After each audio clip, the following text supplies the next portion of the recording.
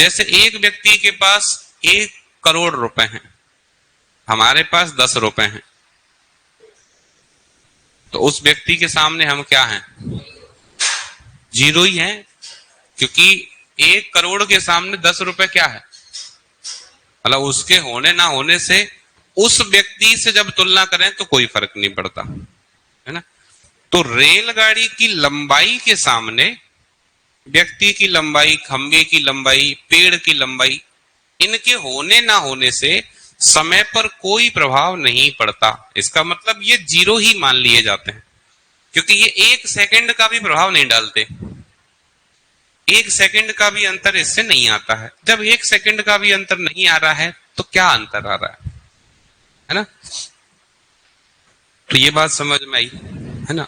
जैसे कई बार हम बाजार से कुछ खरीदने जाते हैं, तो अगर हम कोई वस्तु हजारों में खरीद रहे हैं, मान लो हमने 10,000 20,000 की शॉपिंग की, तो कई बार दुकानदार कुछ चीजें हमें मुफ्त में दे देता है, बोला ठीक है आपने इतनी शॉपिंग की है, ये आप हमारी तरफ से ले जाइए।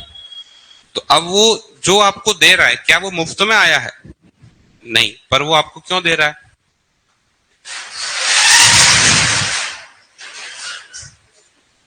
वो आपको इसलिए दे रहा है क्योंकि आपने पहले ही बहुत खरीदारी कर ली है। अब उससे उसे जो मार्जिन मिलता, मतलब जो व्यक्ति जो वस्तु आपको मुफ्त में दे रहा है, उससे उसे जो लाभ होता, उतनी अधिक लाभ वो पहले आपसे ले चुका है। तो अब उसको ये लगता है कि ठीक है, मैं जब इन्होंने इतना किया है तो मैं इतना तो कर ही सकता हूं, है ना। तो रेलगाड़ी के सामने अब यहाँ एक और बात जरूरी है, ये जो लंबाई है वो लंबाई ऐसे नहीं मापनी है। बोला आप मेरी लंबाई कितनी? 6 फुट। तो बोला रेलगाड़ी, अच्छा ऐसे समझना है इसको। मान लो ये कोई व्यक्ति है, ठीक है, ये रेलगाड़ी है। अब रेलगाड़ी इस व्यक्ति को ऐसे पार करेगी? नहीं, ऐसे करेगी। तो इस व्यक्ति की कौन सी लंबाई को लंबाई मानेंगे? इसको या इसको? इसे मानेंगे। ये वास्तव में लंबाई है इसकी? नहीं, चौड़ाई है।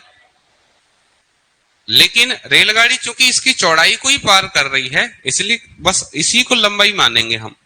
तो यहां हमें ध्यान रखना है कि रेलगाड़ी जिन वस्तुओं को क्रॉस करती है उनकी लंबाई को कंसिडर नहीं किया जाता है, उनकी चौड़ाई को कंसिडर किया जाता है। अब एक व्यक्ति की चौड़ाई कितनी हो सकती है? इतनी 28, कमर हो सकती है 30, 32, 36, 40, 44, 48, चलो 50, उससे ज्यादा तो हो नहीं सकती। इससे क्या फर्क पड़ना है? समझ में आ रही बात? अच्छा, आप सब व्यक्ति को जानते हैं, सिग्नल जानते हैं, पेड़ जानते हैं, खंबा जानते हैं, ये टेलीफोन बूथ क्या है?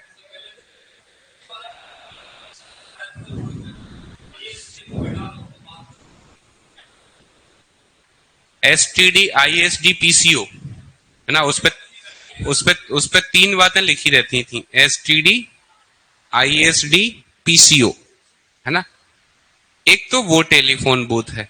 अच्छा, उसको रेलगाड़ी कहां पार करेगी? बाजार में आएगी पार करने के लिए। बोला एक फोन लगाना था, तो फोन लगा के बोला तभी स्टेशन पे भी लगे रहते हैं, चलो ये भी ठीक है। दूसरा एक और, जब गाड़ी प्लेटफॉर्म को ठीक पार कर रही होती, जैसे प्लेटफॉर्म से जैसे ही निकलती है, आपने लोहे के बॉक्स देखे होंगे प्लेटफॉर्म पर, है ना, उनमें सिग्नल रहते हैं और वो सिग्नल आगे किए जाते हैं। वही सिग्नल या वही बॉक्स टेलीफोन बूथ कहा जाता है, इन रेफरेंस टू ट्रेन के रेफरेंस में। बाकी अपने रेफरेंस में तो वो टेलीफोन बूथ है ही अपना। 1 रुपए का सिक्का डालो, फोन लगाओ, जैसे ही 59 सेकंड होंगी अगला सिक्का फिर डालो, है ना। ठीक है, ये सब जीरो हैं। अच्छा, ये सब जीरो हैं, ये तो हम किताब में भी पढ़ लेते हैं, पर जीरो क्यों है ये बात समझ में आ गई।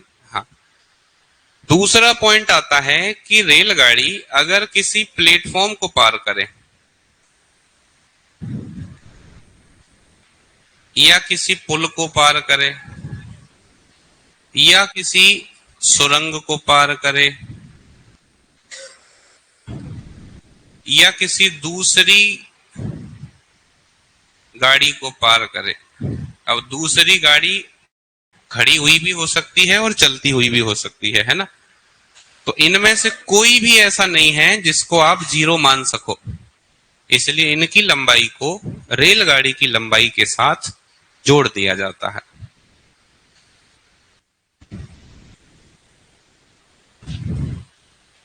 अगर मैं बात करूं तीसरे पॉइंट की, तो ये दोनों पॉइंट हमने पढ़े एक गाड़ी के लिए।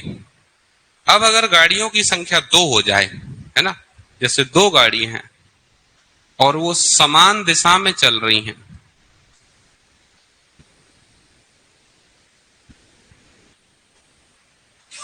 तो गाड़ियां अगर समान दिशा में चलेंगी तो क्या होगा, उनकी जो चाल है वो माइनस हो जाएगी और उनकी जो लंबाई है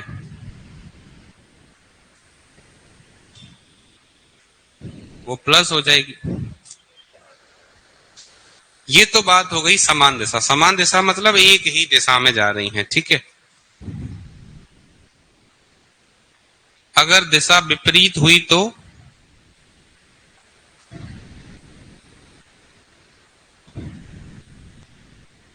विपरीत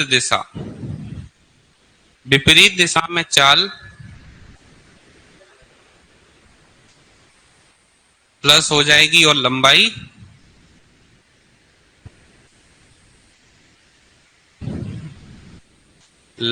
भी प्लस हो जाएगी। लंबाई कभी भी माइनस नहीं होती, ये बात ध्यान रखना है। लंबाई या तो जीरो होगी या प्लस होगी, पर माइनस कभी नहीं होगी, है ना। तो रेलगाड़ी चैप्टर को पढ़ने के लिए हमें इन 4 बातों को ध्यान में रखना है। अब यहां एक एक्स्ट्रा पॉइंट और बन सकता है। कौन सा? जैसे जब हम समान दिशा की बात कर रहे हैं तो या तो 2 गाड़ियां समान दिशा में जा सकती हैं, या ऐसा हो सकता है एक गाड़ी जा रही है, एक व्यक्ति भाग रहा है। तो व्यक्ति के पास चाल तो है, लंबाई है नहीं, लंबाई तो जीरो है। तो उस स्थिति में जब एक गाड़ी और एक व्यक्ति जा रहा है तो उनकी चाल पे तो असर पड़ेगा, पर लंबाई पे कोई असर नहीं पड़ेगा, क्योंकि लंबाई व्यक्ति की जीरो होती है। इसलिए व्यक्ति लंबाई पे तो कोई असर नहीं डालेगा, लेकिन चाल पे जरूर असर डालेगा। समान दिशा में जाएगा तो चाल माइनस हो जाएगी, और विपरीत में आएगा तो चाल प्लस हो जाएगी। ठीक है, नोट करो इसको।